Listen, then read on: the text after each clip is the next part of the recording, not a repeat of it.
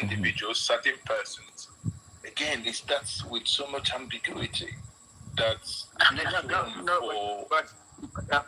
Mazi, there was the reason why INEC came out today was because the entire news was awash with the fact that yes, I understand what you're saying, but it was a direct response to the news that Dr. Moore, yes. You see, it depends on. Let me clearly say what if I read that, for instance, it says the report also inferred that the commission has restored a particular individual as the national secretary of the People's Democratic Party. Now, a particular individual, referring to the listing on the commission's official website. Now, in both ways, both on the case of PDP and Labour Party, that being inferred there, I would have preferred a situation whereby INEC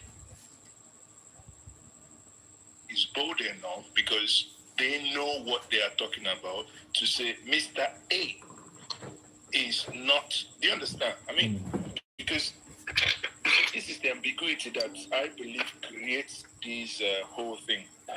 The final point I'm making here is, do you believe, I know you insinuated to that, Senator, but you didn't really go into much detail. Obviously, we're trying to be not to indict anyone, but it's now a month plus that this judgment was delivered. Yet, whenever one visits the INEC website, there has been nothing there that has changed. People are now insinuating that it appears that there is some hands coming out of certain rocks in the asphalt somewhere that they may be piloting the affairs. Do you believe such narrative? Well, I want to give them benefit of the doubt, Mazi. I want to say, let us wait and see. You can fool some of the people some of the time, but you cannot fool all the people all the time. You can take some of the people for granted some of the time, but you cannot take all the people.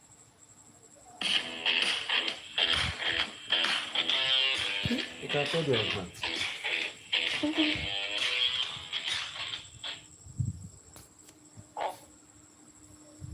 Government works. Bureaucracy is slow by nature. I know if the British could do away with it, they would have done away with it, but it's something that is a necessary evil. So we will give them time. Let's watch and see how it goes.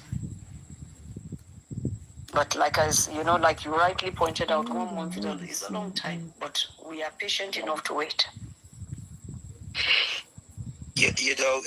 This really shows particularly you and Mr. Peter Obi have been, sometimes I just, we're lucky to have you, simply put. I hear you, you can feel your passion and all of that, but yet you haven't lost sanity. The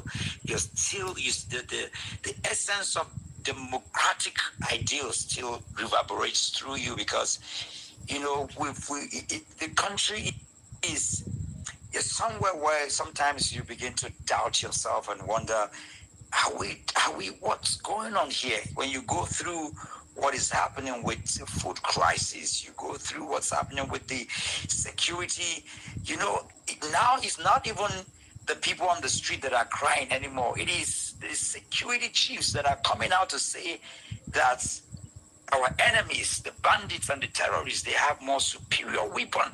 And you begin to wonder, it's almost the same time you listen to a governor and he's also crying and you're wondering, are you not a governor? Are you not the chief security of the state?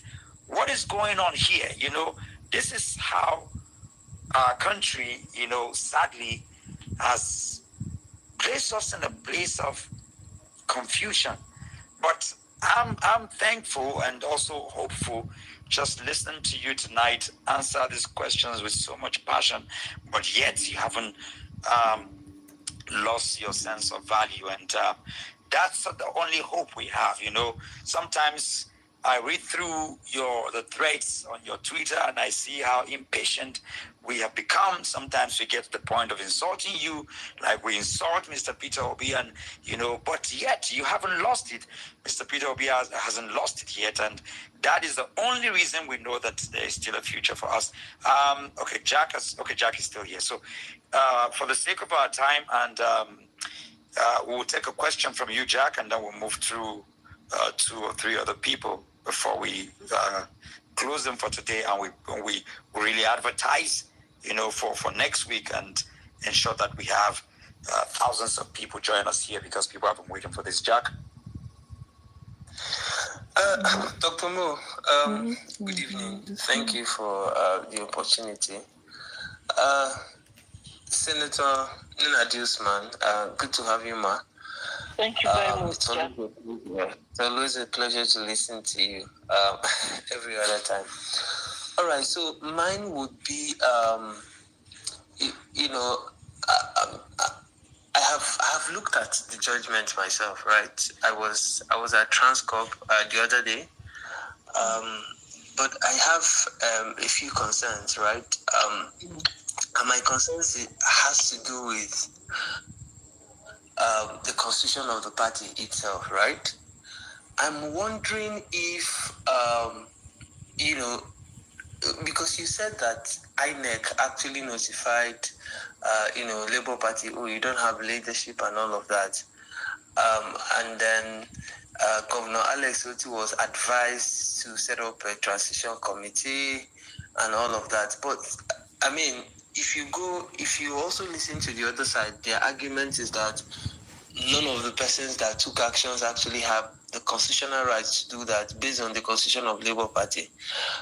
This translates to say that, the governor might have acted out of, the law, going by the constitution of the Labour Party. And I've also looked at the constitution of the Labour Party itself, and apparently it did not empower the governor or any leader at all, actually, outside the secretary of the party, and of course with the permission or the express approval of the chairman to call for a NEC meeting. So I am wondering if, we are standing on any legal ground here to actually make our case, because this is my only concern.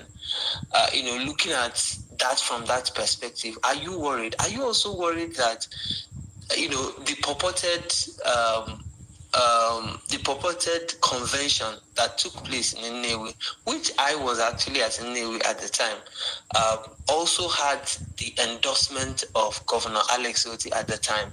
So because this was, some of the arguments that they tried to bring to the table, and, sometimes I look at the moral side of it, I understand our arguments, but then the legal side of it, I'm not quite sure. So I would like you to throw more light on that. Thank you. Okay, thank you so much. Thank you. First and foremost, the issue of INEC.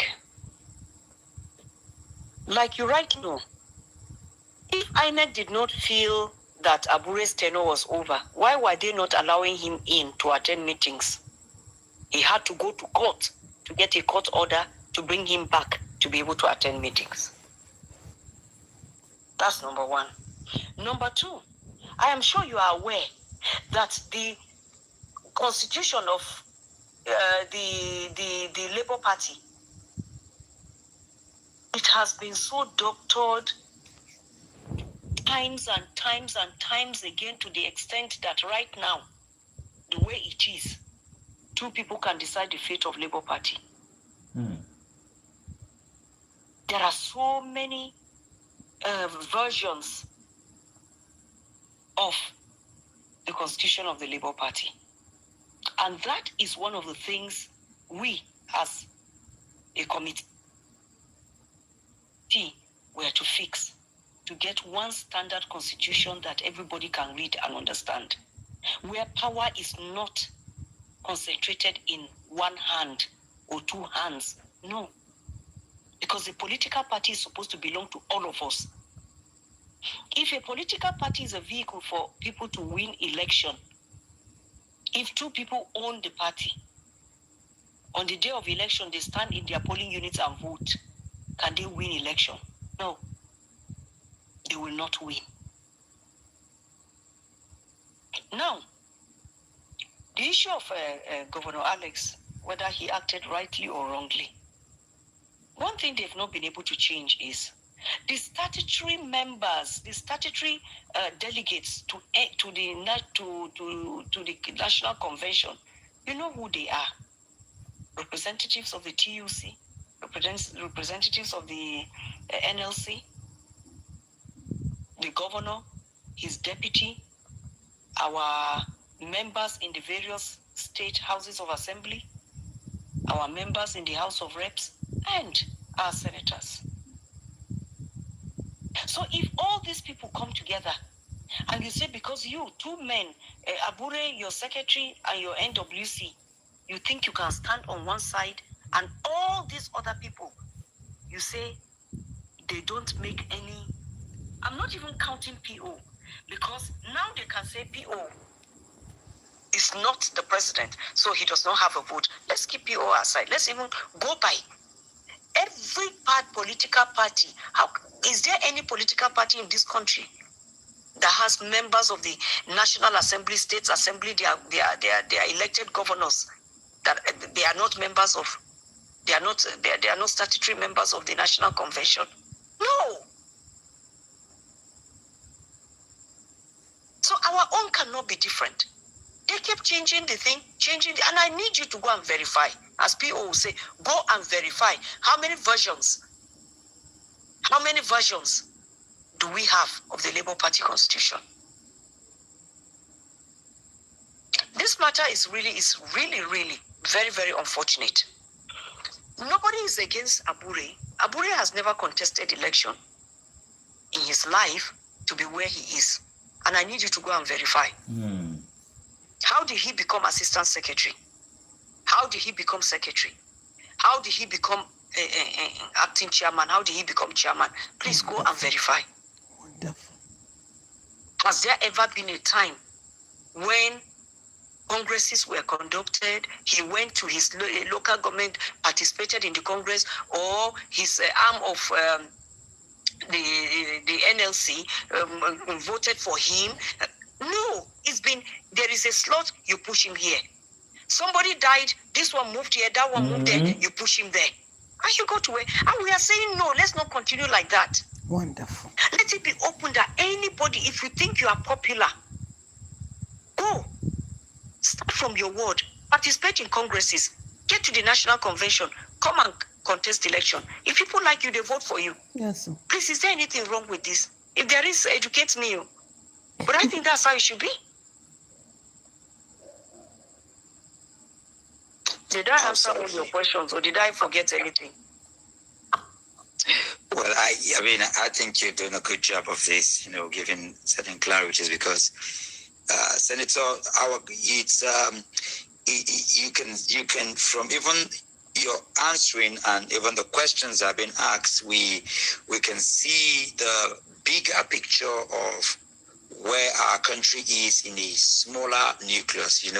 This is how the word cabal came into being, where just as it is, data shows that just a handful of Nigerians are the ones ruling the entire Nigeria. While we have over 230 million people, we just have over just 1% of our country are the ones with the entire resources of Nigeria. When you come to the people who are ruling, it's just a tiny fragment of people who are ruling everybody. And then when you look at even the 2023 general election, how can you have over about 95 million registered voters, and yet less than 10% is what has produced our current president? When you look at that, then you begin to see the real deep issues regarding our country. And this is what you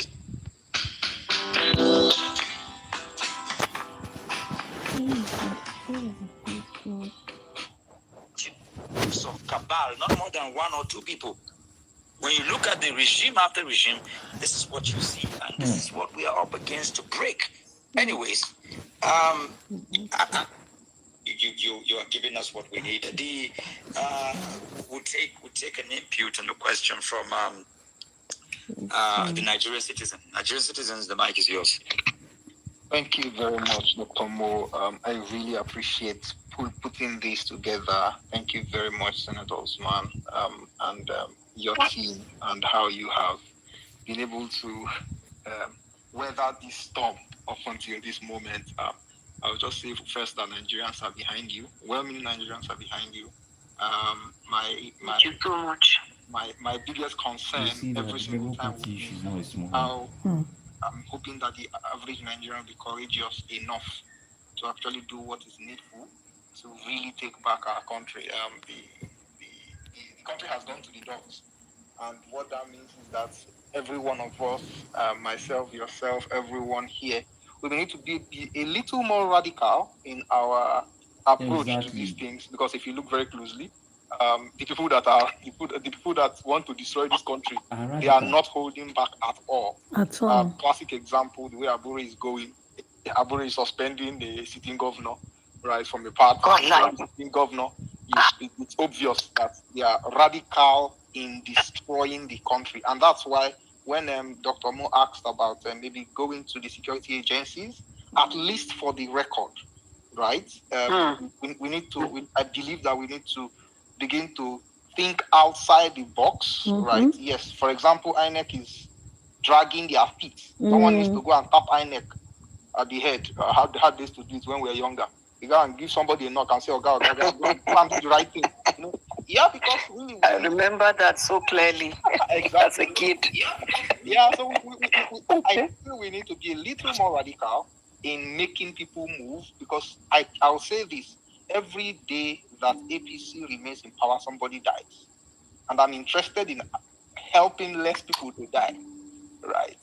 And that means if it means we have to do some more radical things to make this thing happen, please. This is just my personal plea, not a question. It's just whatever we need to do to pull the strings here and there to make things happen. Please, let's just do that. Thank you very much, ma'am. Thank you very much. It's something to look at. It's thought-provoking, and I would love to talk to Dr. Moore if we can have time to talk through this. It's really thought-provoking. Thank you. Good advice. Thank you. Thank you. We'll just take Stephen. We'll take Stephen quickly, and then we'll take Dozier. And then after that, we'll have a comment from Dr. Sam Amadi is coming up to join us to give some remarks. And then we'll also take a remark from High Chief Peter Ame, and then we'll have the Senator give our closing remark, and then we'll be out of here today. Stephen? Is there no lady in the house? We are waiting with this now. Well, I'm not a lady. Is there no lady? Man, we promise you we're gonna that your next meeting next week will ensure that 70% of the voices you're gonna hear will be that of the ladies. Okay, that makes me happy. Anyway, good evening, everybody from New York. Let me first of all thank Dr. Mo for bringing our dear senator to be able to reach out to us. Senator, it's a pleasure to speak to you on this space.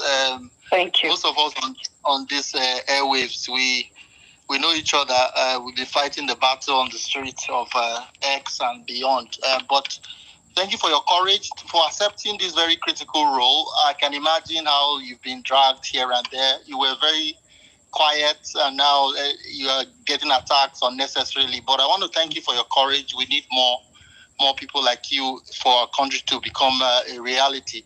Why I wanted to come up is to ask that while the caretaker committee the transition committee is working, maybe you want to also engage the diaspora. The reason why I say this is I'm very very involved with the Labour Party USA, and during the 2023 election was very frontal. As a matter of fact, when the former chairman Abure visited the US, I was one of those who picked him up.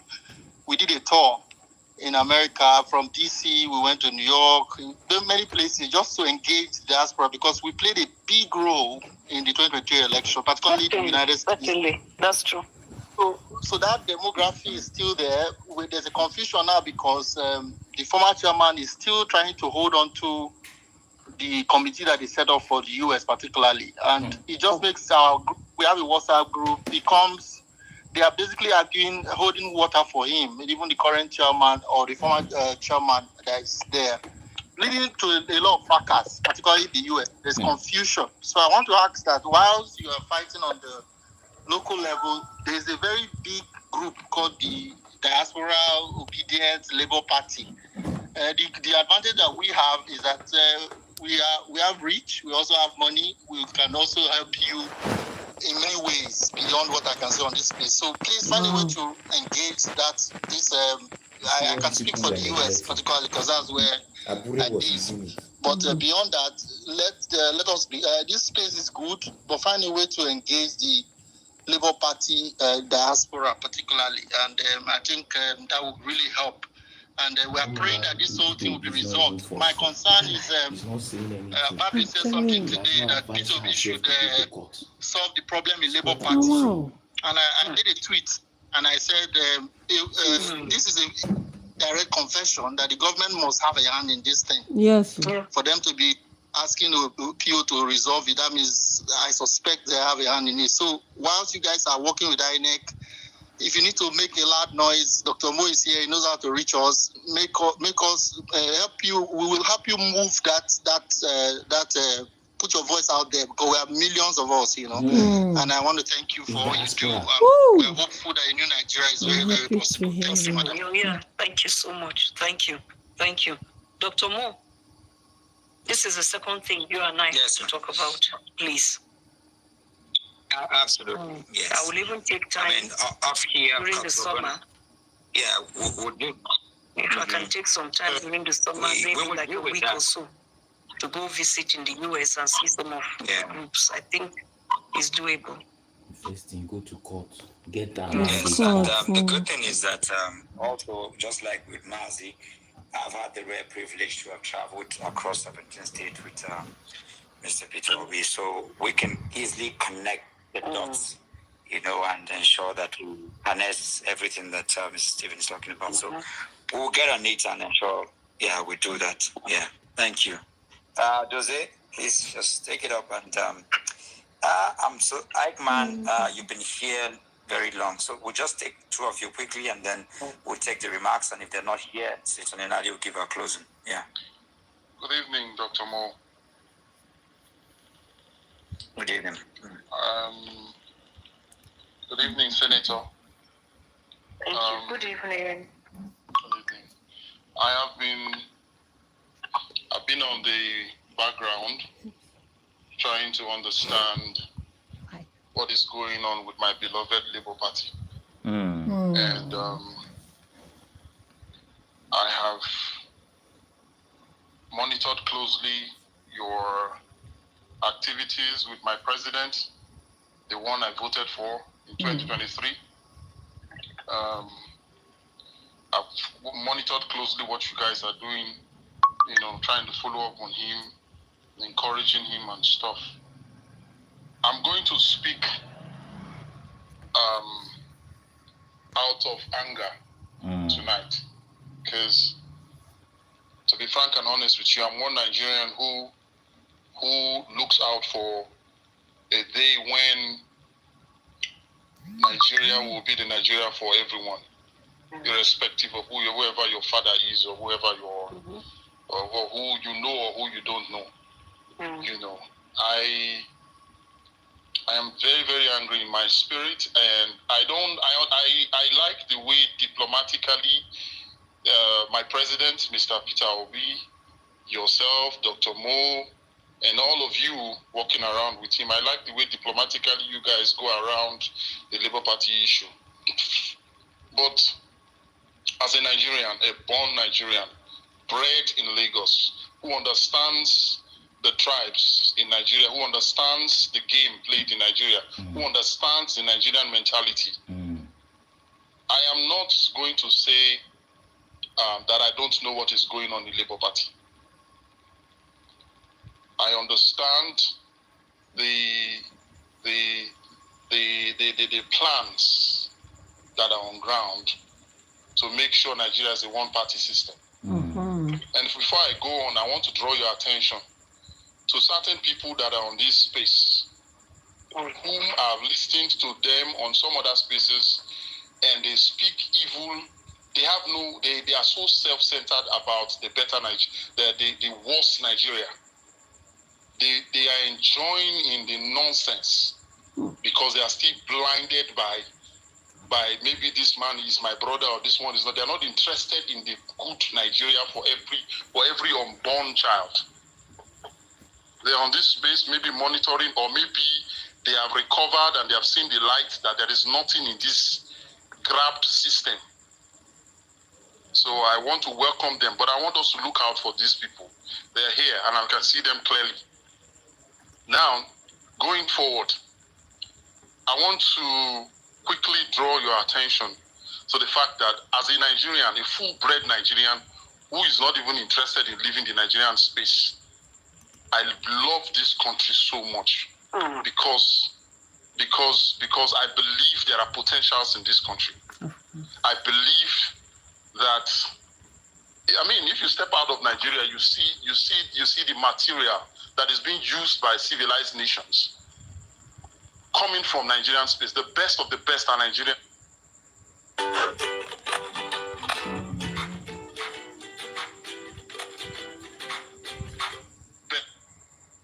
And you know, and feel comfortable that they are amongst their home or something.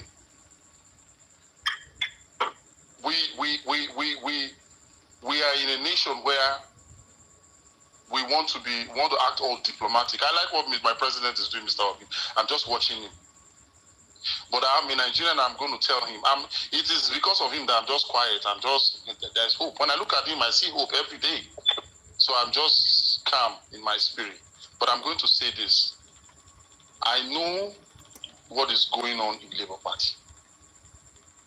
I'm not very close to Labour Party and their affairs, but I know, as a Nigerian, I know what is going on. I listened to the senior prefect at the Red Chamber today, and I heard what he said. That's Ababio. I heard what he said, and I'm not a child. That statement is enough for me to know what is going on in Labour Party. It's enough. I don't need any soothsayer to tell me any other thing. Labour, how can you rule Nigeria? They know what is going on. And so, I'm just going to keep on watching my president, because there's something he also knows that allows him to keep smiling and laughing. I know that one day, the tribes of Nigeria will join hands together and will all smile. Because one day we'll wake up and discover that these few classless elders who has refused to say within themselves that Nigerians, poor Nigerians, will never suffer again. They're enjoying the system and they don't care about us. They laugh at us every day. They laugh at Labour Party's woes. They laugh at my president. And you can't even blame Abure, because he knows what is going on in the system. He knows he's just playing to the gallery. He's playing to somebody's whatever. I know all these things. That's when I look at all this, I just laugh. So I'm just. Just wrap up so that we can. I'm going to wrap up, but I'm speaking out of pain, and I want to tell you, Dr. Mo, I'm just grateful that people like you guys are still available, standing strong. You guys give me hope every day. When I see you guys with Mr. Peter Obi, I'm filled with strength that tomorrow will be better. One day, they would all go to the market square and they will never come back. All those that has put us in this darkness. Yes. So shall it be. Thank you very much. Amen.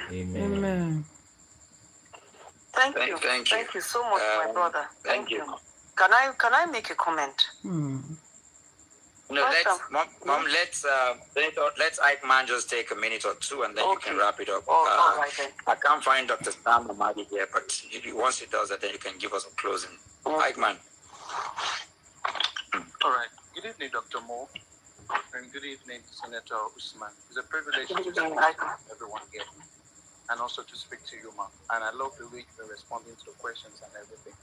So my own is this, because I feel that with the way Nigeria is going, they're trying to move to one-party system. And the only party that can actually help and bring justice to this country is the Labour Party. And that is why they're fighting it in all directions. Because if the Labour Party is not there, that means there won't be a platform for Mr. P2B to go and contest for election come 2027. Exactly. And that is why the attack is coming from different directions. And I feel that my own, based on what Mazi said, there's no need going back to the Supreme Court, because the Supreme Court has already made this thing clear.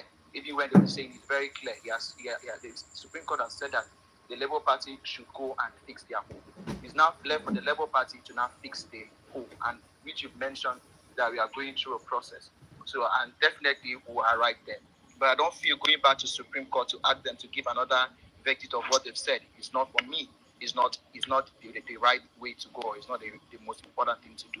I listened to you where you were saying something about Mr. Abure having some cases with EFCC and everything. I just feel that the way he's demarketing Mr. P2B and demarketing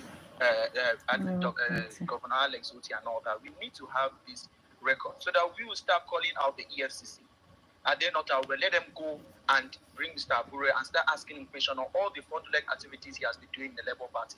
I think that's the way we can go. Maybe calling the EFCC out because they are not seeing him, because now the EFCC have gone to take very dark man and all that. So these are the people that are actually doing what destroy our nation, and they are not seeing this people. So we need to start calling the EFCC to start probing such persons, because we need to actually put the character of Mr. Abure out there so that they will know the kind of person he is.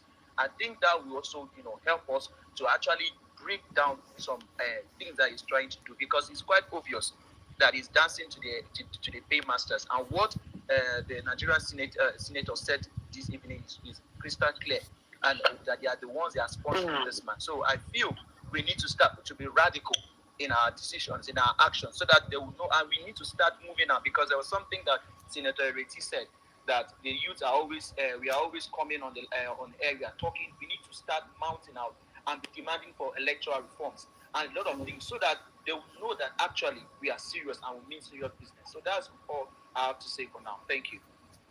Thank you very much. Thank you. Thank you. Can I make my remarks now? Senator, go ahead and make your remarks. Okay. No, I mean, you can go ahead. We can't find Dr. Sam Amadi say he's here because he was here to try to give more clarity to what you have said regarding the Supreme Court ruling. I think he will do that with you. Yes, yes. I mean, he's a senior. Dr. Mo, I've just brought Dr. Sam Amadi up now. Okay. Yeah. Oh, fantastic. Okay. So maybe so you can let him speak before the senator wraps up, please. Oh, okay. Dr. Sam, can you hear me? Yeah, I can hear you. Oh, okay. So, sir, we've gone through a repertoire of several questions, and we're so grateful for the acting chairman of the Labour Party, Senator Nanadi Usman, who has answered questions. She was on Arise TV today, answering all kinds of questions, and her demeanor, her charisma, her courage. Without anger, she was able to forthrightly give a lot of shades and perspective to the question rightly.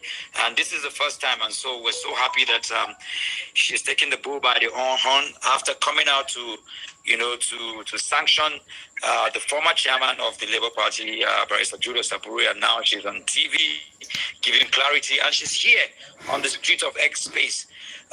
Some people have also raised questions, and just to give some legal clarity regarding the Supreme Court judgment. I mean, you are not just a senior in this legal jurisprudence, but also a senior analyst, somebody who has done for governor. You have also been there as a senior person in the Nigerian system.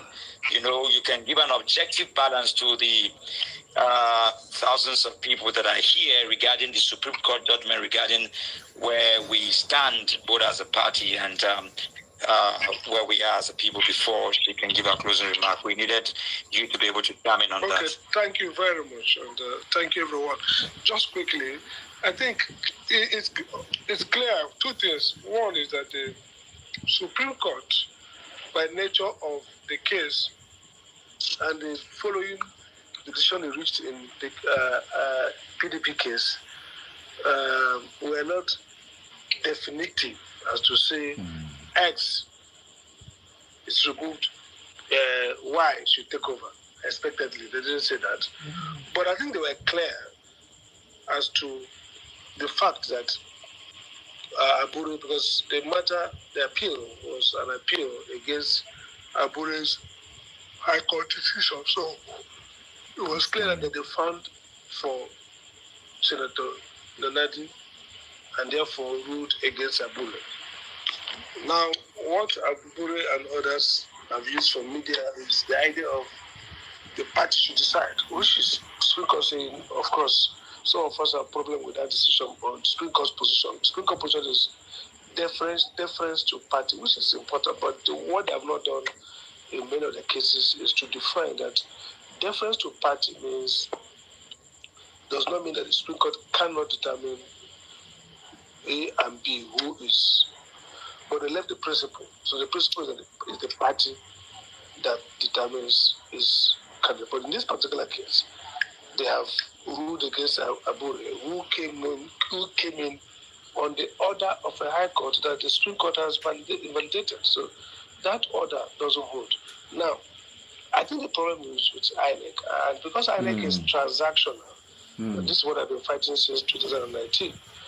If INEC had clear criteria for decision making, like a regulator, all it needs to do is to run the facts on the grid of principles, the laws, and the facts, and say, you know what, take INEC, I'll take this guy out and put in the next. But hopefully, in a couple of days, maybe they come to that final decision.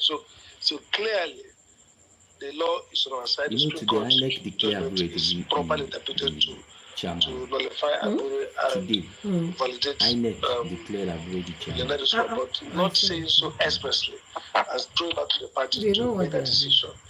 Or it's not INEC at the party. But another point I would like to add to or counsel to the acting chairman, the distinguished senator, is that I heard some part of a rising time before I was busy studying for my paper in the university keynote I'm giving 14th or 15th. So is that the basis should be very clear that what happened in Abia should be presented as NEC, not stakeholder NEC, because when the INEC says the tenure has expired, the tenure of the NWC under Abure, even though there's an agreement. Spike needs to launch his bold new delivery business online without costs going sky high. He'll need. And therefore, their Navy convention, whatever so-called, is invalid.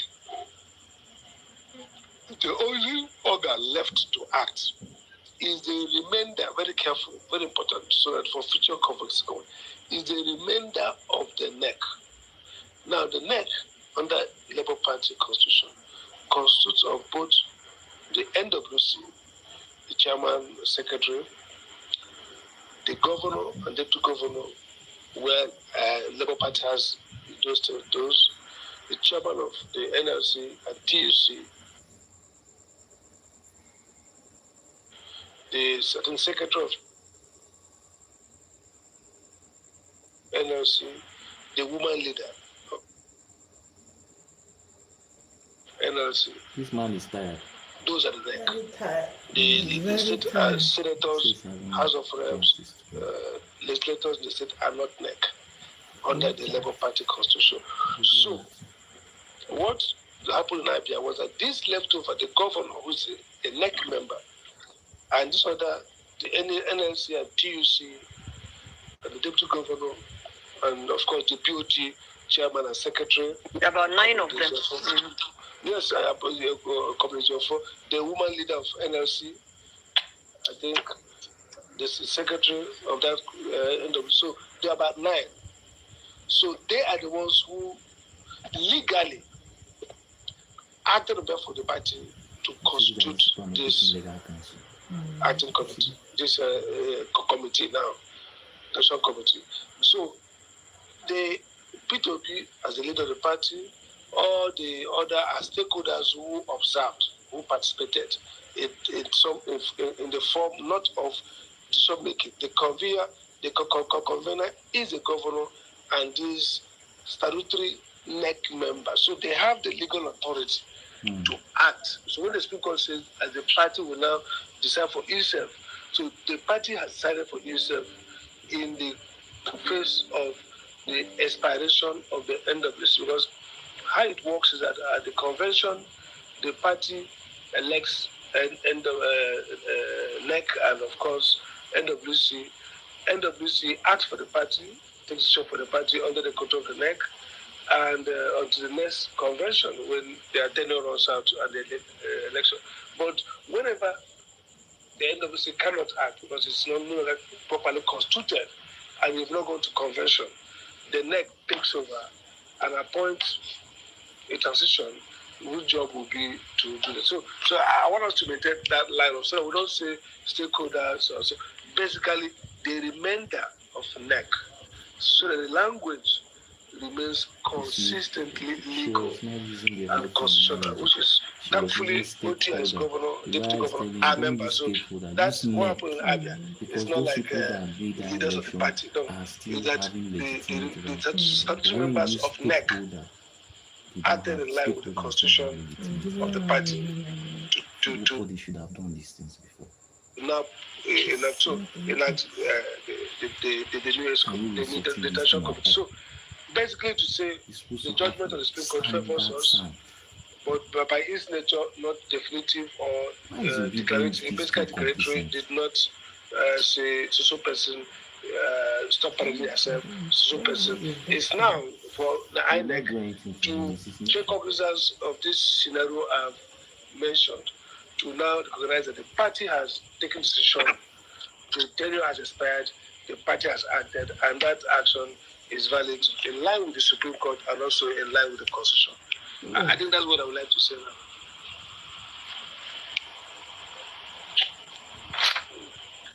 Thank you.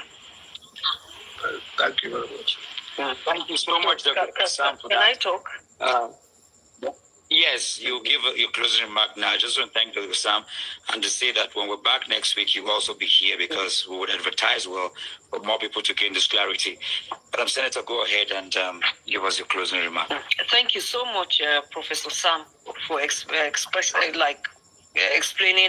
what the reminder of NEC is, the 9 people that make up that reminder, the fact that those 9 people that remain out of the NEC were all part of what happened in Umuahia.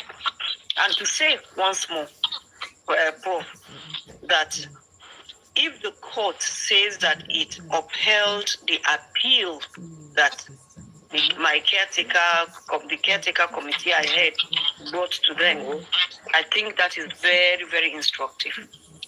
But very clear. But first, I must say that people wonder, why am I so interested in Labour Party succeeding? Why am I interested in Peter Obi succeeding? I am interested because when I look at my background, where I came from, without somebody like Peter Obi and Labour Party, I think people who came from where I came from, they will stand no chance in Nigeria at all. Becoming executives. Yes. My father was a mechanic and a farmer. Yeah. He didn't have the opportunity to go to school past primary 6. My mother dropped out of school because of family issues and all that at primary 2. So they kept encouraging me that going to school, studying hard was the way. Luckily for me, I got admission after writing the common entrance. I got admission into Federal Government College, Jos. And I was on government scholarship. The Kaduna State paid my scholarship. Otherwise, I would not have been able, my parents would not have been able to afford for me to go to that school. Okay. Kaduna State government paid for me to write JAM and WAEC. I went to SBS. I was on scholarship. I had my first degree, AB Uzaria. I was on scholarship. Today, God has brought me up to this level. And when I look at it, I ask, can the daughter of a mechanic today or the daughter of a farmer rise to be Minister of Finance in this country the way things have become now? No. It's not possible. Now, my second reason for wanting the Labour Party to work is that we need a robust and a vibrant opposition. If there is no opposition criticizing government, Nigerians will never get they will never get any dividends of democracy. If we become a one-party system, it's not going to work. People are going to suffer.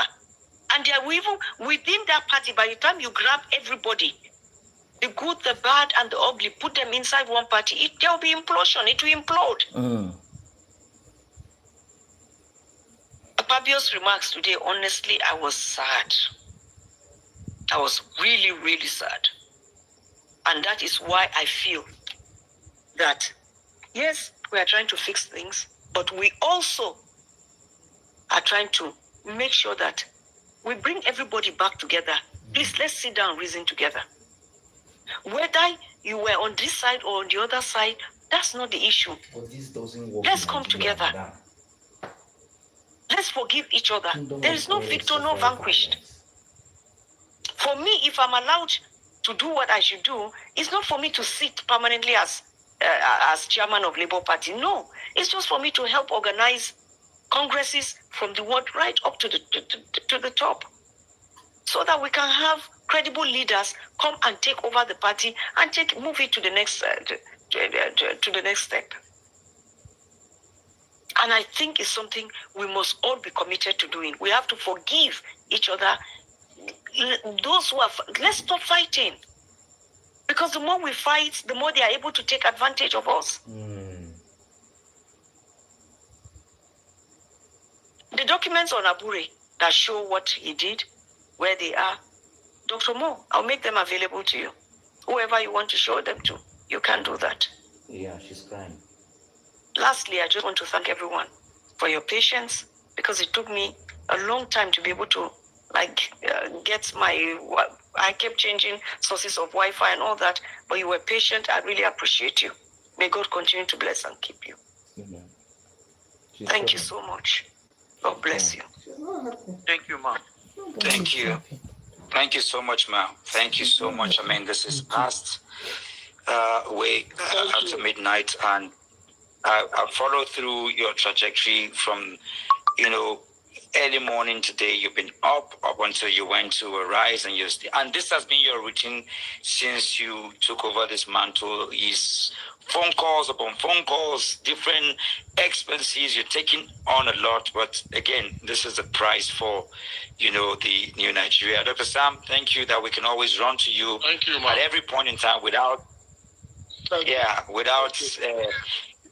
any protocol, and you can answer. I remember when the DSS were on me, you were always there to help, to guide, and all of that, and to ensure that we stay within the ambit of the law, even though we have a broken down system at every level. I can thank you enough for all the other young people, for Mazi, for Madmo, for Stephen, for you, man, all other people who are here. We'll be back next week. I would ensure that we do that early enough, and of course we're going to have Dr. Sam here, we're going to have Senator Nanadi, and we have other stakeholders now in this Chipita. I don't know if you made it here. We have others so that we can have a robust conversation with millions of obedient and Labour Party faithfuls, so that we can gain clarity regarding the perspective, the different sides, so that nobody is confused. Because these people thrive in confusion. They thrive with fake news. They thrive with sending out conflicting statements here and there. We would ensure that people gain knowledge, gain light, and are clear regarding what we need to do, next steps, both in the obedient movement, in the Labour Party, in the TUC, in the NLC. Where do all of this connect? And yes, do not forget that this is May. It's 2 years since subsidy is gone. It's 2 years since prices of food skyrocketed. It's 2 years since we have been in anarchy, in pain. People are dying in their droves. We're going to be analyzing those things as we move forward so that we can gain clarity on what to do. That being said, I want to acknowledge everyone that made it here today. To our guests, Senator Nanadi, and especially Dr. Samamadi. Thank you. Have a beautiful night, and God bless you. Amen. Thank you. Thank you, my brother. Thanks. So Thank you, Prof. Thank you. Yes, Nanadi, and especially Good night, everyone. you see the whole scenario. You see the whole scenario. It's quite a pity. But I think we'll go and listen to Nanadi Usman's interview in Arise. Yes. Let's see what she said, because we missed it today. We've been following this. But today I don't really know what happened. We missed all this. So let's go to Arise and listen to what Nanadi Usman said today. It's quite a pity that they left all these things. They didn't work on it. Yeah, it's now. But okay, it's never too late anyway. It's true. It's never too late. It's never too late. We can still, do a lot. It's never too late. But Nigeria can't be in one-party system. No, it can't be one-party system at all. It can't be one-party system at all. One-party system, and so we still have hope. Yeah, there is hope. Let's At listen. least. Led faction of the Labour Party has ratified the suspension of Julius Abure over allegations of gross misappropriation of funds and anti-party activities. The ratification follows an investigative report by the Senator Ireti Kingibe-led disciplinary committee set up by the National Caretaker Committee to look into the allegations against Abure. Well, the report suspended Abure and National Secretary of the party, Umar Farouk, for a period of 6 months, and warned both not to parade themselves as National Chairman and National Secretary. All members of the Abure faction of the National Working Committee were mandated to cease from acting as representatives of the Labour Party or face more disciplinary measures. And as the crisis in Nigeria's Labour Party continues, Abia State Governor Alex Oti is asking the Independent National Electoral Commission, INEC, to implement the Supreme Court's judgment to preserve the integrity of a court and protect democracy. He also wants the Inspector General of Police to arrest factional chairman Julius Abure for impersonation. In the statement, Oti claims that the Supreme Court has unambiguously ruled that Abure is no longer the national chairman of the Labour Party. Well, the Abia State Governor urges Nigerians to disregard the news of his suspension by the Abure faction, describing Abure's actions as an attempt to be smart by half after being summoned by a committee to respond to allegations of misconduct. What is the way forward for the Labour Party? Well, Senator Nanadi Usman, who is the chairman caretaker committee of the party, joins us in the studio tonight. Thank you so much for joining us on the news tonight. Thank you so much for inviting me. I want to begin by asking you, when you look at political parties in Nigeria, I think they're all headed by men. Yeah, about the only woman heading a political party in Nigeria. That's true. How are you faring with all of this? It's really tough, honestly. And how did you get here? How did Labour Party get here? I think we got here as a result of selfishness, greed, people who knew their time was up should have left or conducted elections starting from the ward level, like you have ward congresses, local government congresses, state, zonal, then you come and have the national convention so that you can emerge again if you want to remain as a chairman. But when you say you don't want to do that, but you want to remain a chairman, then there's a problem. And if you remember, the umpire, INEC, at some point stopped recognizing Abure as the chairman. He went, I think, on 2 occasions to attend meetings, and he was told to leave. We watched it on TV. So I think that this just summarizes how we got here.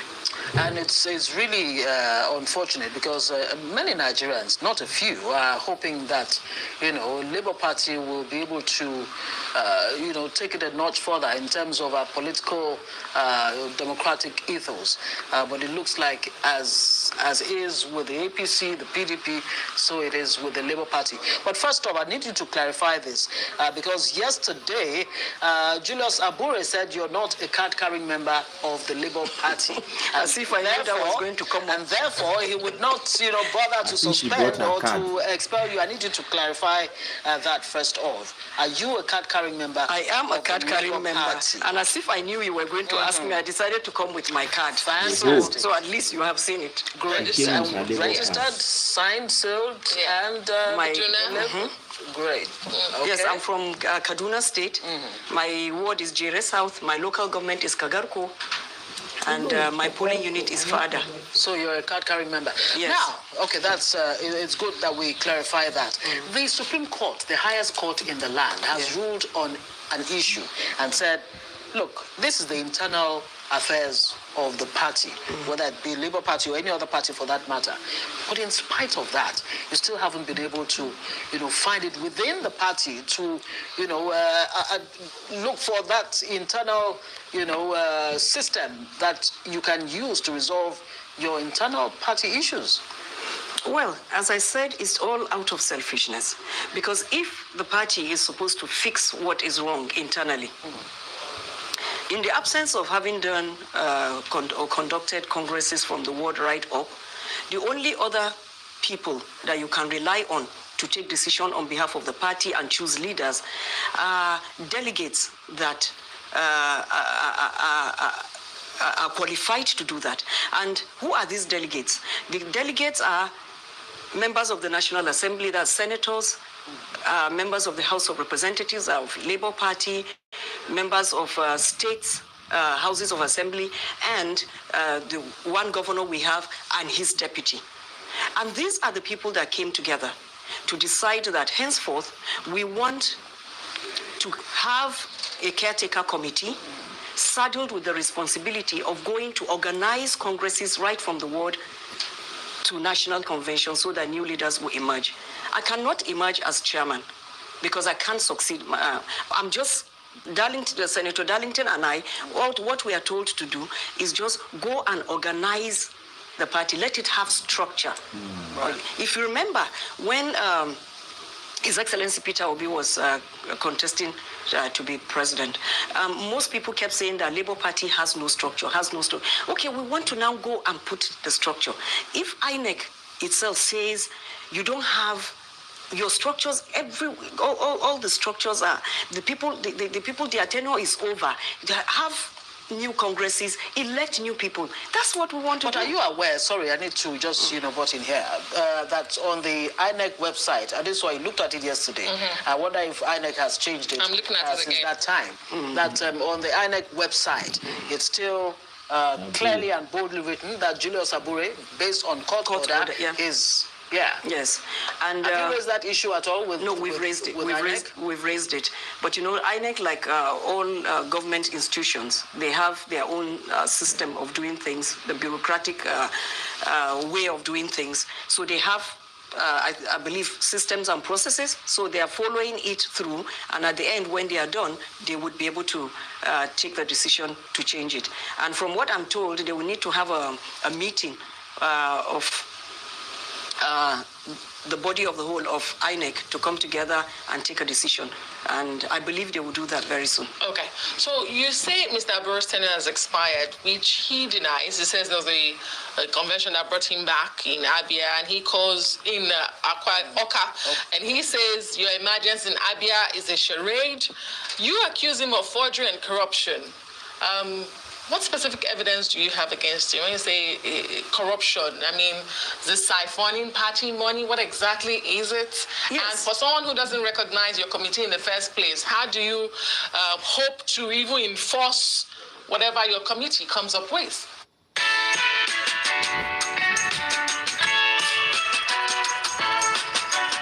Hope to even enforce whatever your committee comes up with? Well, first and foremost, as members of the committee, we are law-abiding citizens. We follow things through step by step. We make sure that we don't break any law, which is why you will notice that even while the case was in court, there is nothing they weren't saying. I never came out to say anything because I felt I must respect the court until when the matter was determined. And the ruling came on the 4th of April at the Supreme Court. And since then, we have also been waiting for INEC to finish whatever processes they are going through so that at the end of the day, that changing of the name on the portal will now be what will be done. Okay. Aside from that, yes, he says he doesn't recognize our committee, the caretaker committee, but the delegates, those who have been voted for by Nigerians to represent them in state houses of assembly, the governor, his deputy, those in the National Assembly, they came together. So how can all these people put together, you say you don't recognize them? So what's the way forward really for the Labour Party? Now that you have, I mean, both factions have suspended. Yeah, sorry, because there's one leg, the important leg to that question is, what is the usefulness of the disciplinary committee and investigation committee you have now set up if it doesn't even recognize you and you cannot enforce that? Well, we will soon be able to enforce it because as I told you, well, okay, the moment INEC does the needful, because the judgment is very clear. The judgment by the Supreme Court is very clear. It says that we who went to appeal the matter at the Supreme Court, our prayers had been granted. It clearly stated too that Abure's tenure had been over and that all the other courts, the lower courts that had recognized him as national chairman, they should not have done that because they had no business doing that. So that is very, very clear. The Supreme Court clearly stated all of that. And did not say that it's the internal affairs of the party? They said it's an internal party thing and we should go settle it. So if you say it's an internal party thing, who are those to settle it? All our elected representatives, they are the ones to settle it. And they have come together and said, this is what we want. But he alone and his NWC say they don't agree. Because they say that is the highest organ of the party at the moment, as you have not heard a convention. They say, as the leaders of the party, the court has asked them to go and settle the party crisis, and that's what they are doing. So this is the interpretation. Okay, now, so the question is, what's the way forward for the Labour Party? Will your group, your arm, or your faction go back to the Supreme Court to further clarify and remove any ambiguities in its judgment? Is that an option? Or what's the other option? There's this big tent coalition that's coming up. Is that a possibility that you might, if you feel totally unwelcome in the Labour Party, that you might choose to join this big tent? Well, okay, let me pick the first question. The way forward is INEC is the umpire. The moment INEC comes out with its decision, then we know that the matter is settled. Right. That is the way forward. INEC is now the body we're waiting for to come up with their decision. Secondly, you talked about the coalition. Well, I believe that for democracy to thrive and for Nigerians to get dividends of democracy, for them to get a fair deal from the government in power, there must be a vibrant opposition. And if there's no vibrant opposition, then the government itself, without criticisms, they may not even know they are not getting it right if nobody is telling them that you are not getting it right. So I believe in a vibrant opposition. And if the opportunity comes for a coalition for us to come together with different other political parties to make sure that we form that vibrant that vibrant opposition that is needed. We will want to do so. Moreover, if you remember, when Mr. Peter Obi contested election 2 years ago, if, for example, we had a coalition at that time, and it was the APC with one candidate from all the others put together, the story would certainly have been a very different one. But as I said, the essence of coalition, even before we get to election, is to make sure that we criticize what the government is doing. If they are doing right, we can say, yes, they are doing right. But if they are not getting it right, and Nigerians, the suffering is too much, then we can now talk on behalf of Nigerians and criticize and say policies should, like where human face, the policies should be more people-centric. In other words, you're not part of the big tent. I wonder if you're part of the shadow government, and you didn't respond as well to the corruption allegations you have leveled against Mr. Abure. Thank you. Thank you very much.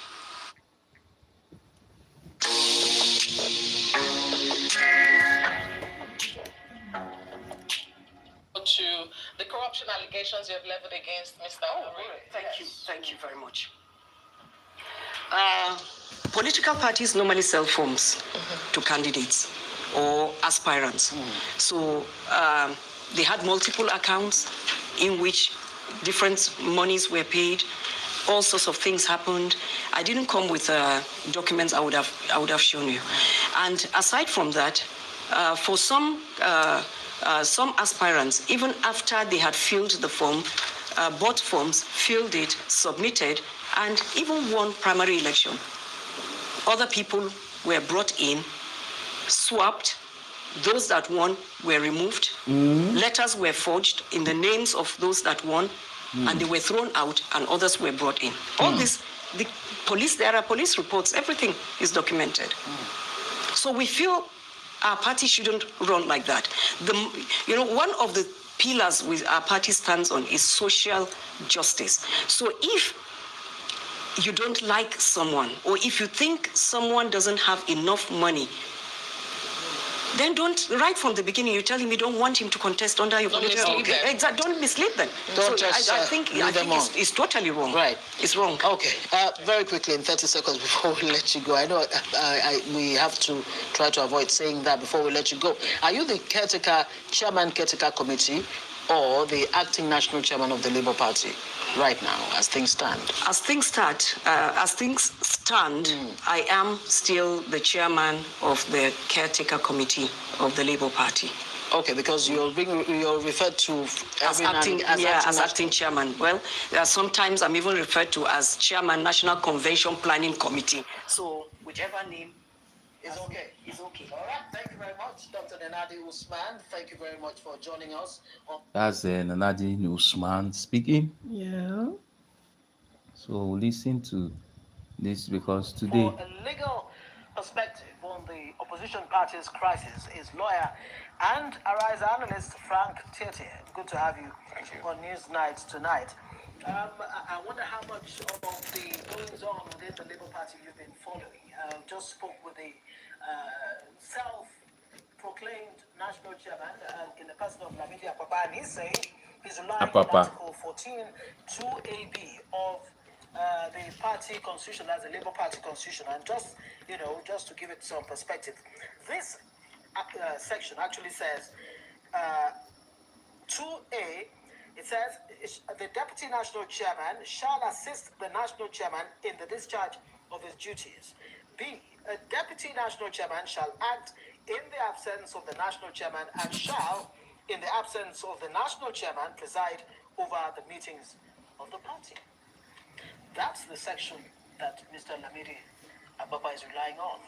Well, if the presumption is that the tenure of Julius Abure has expired when he was national chairman, right, what follows? What normally follows is that the tenure of the deputy national chairman also have expired. So in that case, it's difficult to understand where the respected Chief Lamidi Apapa derives his authority from. Because there is no doubt that there is a vacuum in the Labour Party, in the leadership of the Labour Party. The question is what should be done. Right. I think the set of people who have approached INEC with a decision of the Supreme Court, that set of persons appears to be on the right path. However, does not mean that they are entitled to be so declared. Because you look at the Labour Party, does it make provision for a sort of caretaker committee leadership? Of course, it has a crisis now. So if there is an interregnum between the time of the expiration of Julius Abure's tenure and the time with which it ought to have held a convention to produce new leaders, yes. Well, if there is a problem with regards to that, and the Supreme Court has advisedly directed that they should, resolve the matters according to the Constitution, then one institution becomes very important. Which is the Independent National Electoral Commission. That's why I commend those who have approached the INEC headquarters to present to it the Supreme Court judgment. However, the powers of INEC, must be looked into. Section 83, and I think this is something that we must invoke. Section 83 of the Electoral Act, together with the provisions of the third schedule of the Constitution that establishes INEC and defines its powers, empowers INEC to be able to monitor the activities of political parties and to that extent demand for every piece of information from the leaders of such a political party. Right. Again, every political party deposits with INEC its constitution. So at this stage, INEC is able to use its powers under the Electoral Act and the Constitution in monitoring that Labour Party to get to a point where there should be a legitimate convention to produce its leaders. At this stage, it's difficult to take side. Whether, of course, Julius Abure appears to be clearly on the losing side, given the recent revelations that have come after the CTC of the Supreme Court judgment was made available. Yes. However, can Senator Nanadi Usman claim to be the leader of the Labour Party as a result of being a sort of caretaker committee chairman? Where did she derive that kind of power from? Who conveyed a certain neck? It ought to have been... Not even when critical stakeholders of the party say, look, we want to set up a caretaker committee to resolve in the interim the issues... if they proceed on that kind of argument, they're simply validating Lamidi Apapa's argument. Lamidi Apapa's argument is weakened by the fact that Julius Abure was not sacked, as a result of the fact that he lived out, he expired his tenure. His tenure expired. And as such, Lamidi Apapa's tenure also expired. So we don't really have an executive of the national executive of the Labour Party in place. There is clearly a vacuum. At this stage, the proper thing should be done. There should be a national convention to actually select the new leaders of the Labour Party. But who will midwife? Who will midwife? No. Again, so look at the problem. So if Abure did not do so as a result of maybe selfish consideration, ambition, I would say. Right. But again, INEC must not shy away from it. The fact that it's independent also makes it very impartial. In its impartiality, it has responsibilities under Section 83 of the Electoral Act. So what you're saying is the INEC, the electoral umpire, is the final, or should be, the final arbiter in this case. That is not the court. Yes, that is what the court is not saying, but that is what it's also saying. Because when the court does not say a thing, listen to it very well, you will hear what it's not saying. What it's not saying is that where is your constitution? Where is the repository of a constitution? INEC. I mean, look, anybody can show you any piece of document and say it is the constitution of the Labour Party, except the constitution that is deposited with INEC. Now, there's a Supreme Court judgment that has said, abide by the constitution. INEC only needs to recognize a certain a group of persons as leaders of the Labour Party, and that settles it. So INEC at this time must exercise that responsibility under Section 83 of the Electoral Act. Is there any role for the courts at this point? Because it has gotten up to the highest court in the land, and still you have this tussle.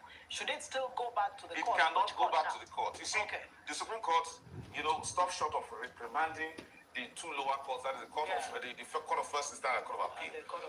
For proceeding to take any side whatsoever when it knew that it did not have jurisdiction. I think there is some wisdom. The Supreme Court is being attacked left, right, and center that it is running away from its core responsibility of resolving disputes. Nevertheless, it is also, as a policy court, it is now telling us that where there is, because if you look at the Labour Party constitution, it states that the supremacy of the Labour Party constitution on all matters affecting the Labour Party. Now, if we have an umpire that has the ability, that has the powers to monitor and give directives to political parties, constitutional and statutory powers, which is INEC, it must resolve this matter. At this point, we should be looking at it. So INEC will not be going beyond it. It will not, because INEC will have to look at, and that's why we cannot shy away from commending those who have recognized the role of INEC by approaching INEC.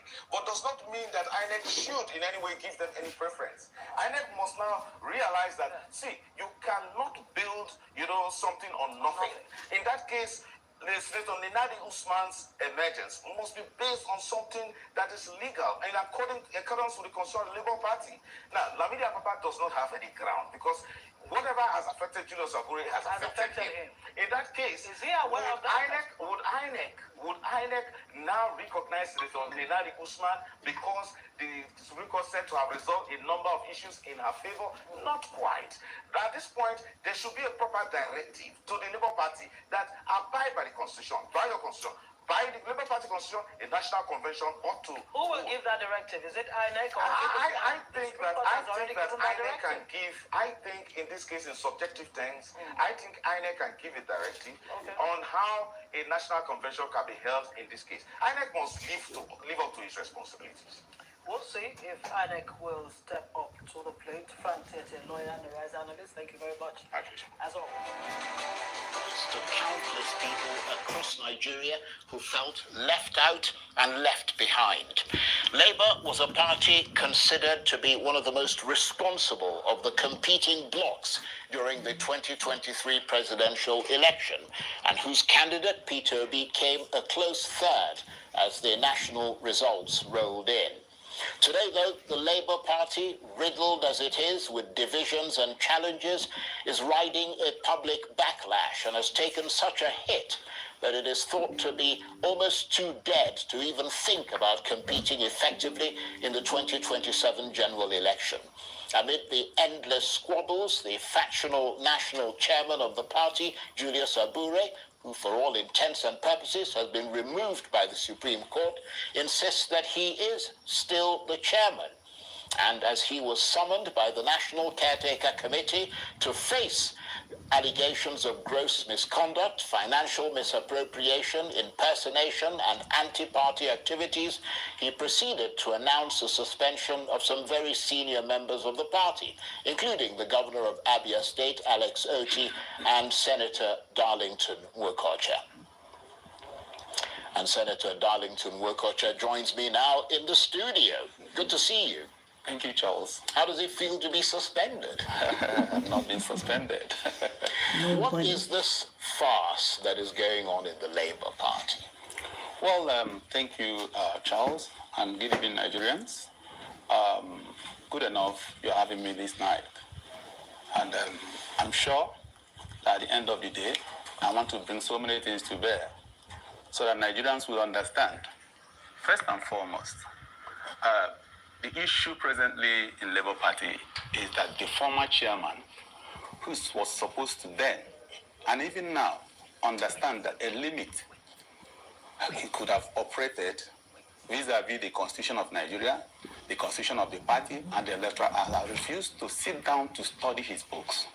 You mean Julius Abure? Julius Abure. Right. Because I don't see any reason why you should be the chairman, and you have operated for some time, and now when it gets to the time, the body that's supposed to regulate, because first and foremost, there is no institution, there is nobody, even in this place. What are those things, the guidelines, the regulator, or the constitution, or the powers, or the act that empowers the regulator to carry out all the things, functions they need to carry on you? That's the first thing. And when you fail to do that, and you start running without understanding what the regulator has over you, you may end up overspeeding your limits. Look, what you're saying here, with all due respect, I'm coming to that. I'm coming to that. A lot of verb here. Yes, I'm coming to that. Because the man considers himself to have been elected as the national chairman of the party. Yes. He considers that the Supreme Court decision did not oust him. I mean, he feels that he has every, or at least he certainly portrays himself to the public as having every legal right to be where he is. Fine, Charles. So all the stuff that you're talking about. No, just hold on. I want to arrive at something. One, the INEC came at a particular point in time and said, Julius, you're not qualified again because your tenure has expired. He went to court at the first instance. And the court, for whatever reason, now said, okay, you're qualified. Then the INEC again came and said that we went to court. And I said, no, this man is not qualified for obvious reasons. We have looked at the records, looking at the time 2023, when his tenure expired, an extension of 1 year was given, and at the end of the day, he now went ahead and said, I'm still qualified. I said, no, that he organized a convention somewhere. The difference between convention and NEC, they are all, this is a meeting, this has to be organized by the people from grassroots, from the ward to the national convention. And he never did. So INEC now said, no, there are rudiments, there are variables you must meet, there are qualifications you must meet before we recognize you. He said, no. INEC, we joined them to the court. After the appeal, we said no, that it didn't go well because it is very clear. We went to Supreme Court, and Supreme Court is the highest court of the land. Remember, if you now go to the platform, you will see through the court. He came through the court on appeal. We said no. Let's go to Supreme Court because we are law-abiding people. We're very procedural. Why do we need to start fighting on the street or going through, we didn't come through press conference? So just say, let's go to the Supreme Court. We went to the Supreme Court, and the Supreme Court clearly defined it. I'm surprised that some people are saying, oh, it's not definitive enough. I want to read out something for you, just briefly. Go ahead. This is the ruling, the judgment. I want to go to the, where you see in summary, that means that it is the totality of everything.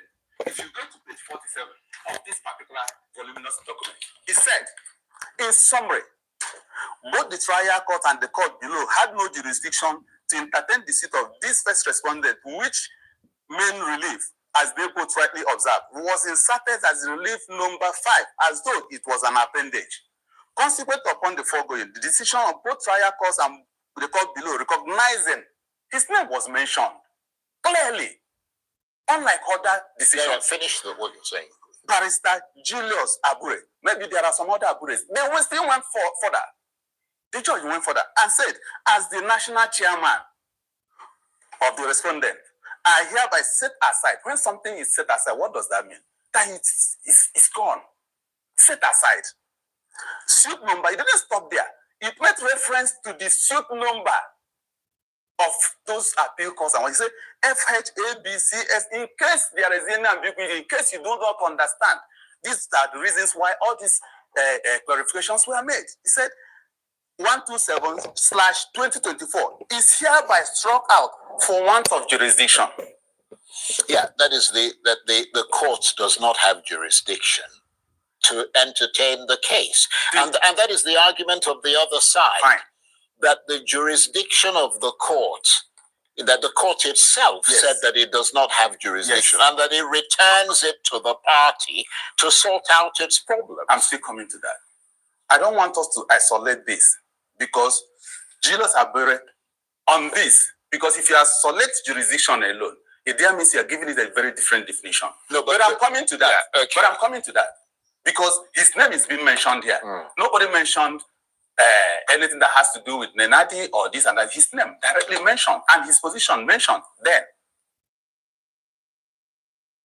Building AI agents that can speak is now easier than ever. Hi, what would you like to talk about today? Mentioned, and his position mentioned then. Why this has to be this way is because by the time they say referring back, because you can't put something on nothing. You have been asked to move because you are not qualified to be there. Your tenure has expired. Because I'm coming to that. If you read this judgment, I'm still coming to other areas that shows that you are not qualified because your tenure has expired. Now, when your tenure has expired and you are being asked to leave, what that means is that there is a body, another body, that should now decide what happens in the party. And that party, that is NEC, National Executive Council, or National Executive Committee, as the case may be. Because it's just like when the situation is dead, nothing moves on again. Something must come out of it. And remember during Jonathan what happened? When there was need for any necessity, the doctrine came in. Say, let's do this because the party is just like a human being.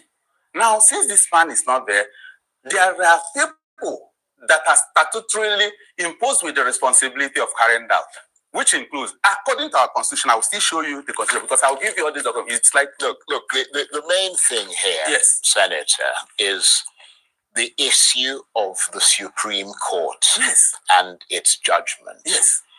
The Supreme Court, from the point of view of Abure's people, they say, and a lot of other people have said, that the Supreme Court made it clear that party disputes should be settled internally. Yes. And that is the knob of the decision of the Supreme Court. By the people that are eligible. I don't want you to use short sentence. But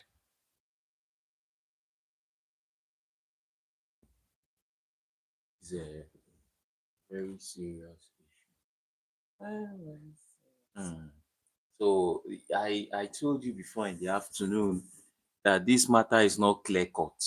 Yeah. They see Akpabio, they know what they did. Yes, that's why he's saying he should go and settle his internal crisis in the party. That he is not able, that's PO, Mr. Peter Obi, he's not able to settle the crisis in Labour Party. That he should go first and settle it before he think of ruling Nigeria. But honestly, he's going to regret this thing he said. Babu is always shooting himself at feet. He's always going to look at. So let's listen to. Those people are eligible. They say they are eligible. You say you're eligible. Fine. I don't want us to just make a phrase. By the people that are eligible. Remember that this section had already asked him to set aside. You are no more qualified because you are not eligible. Now, you have to come back again. Which people? Because it's not the National Working Committee alone. Okay, guys.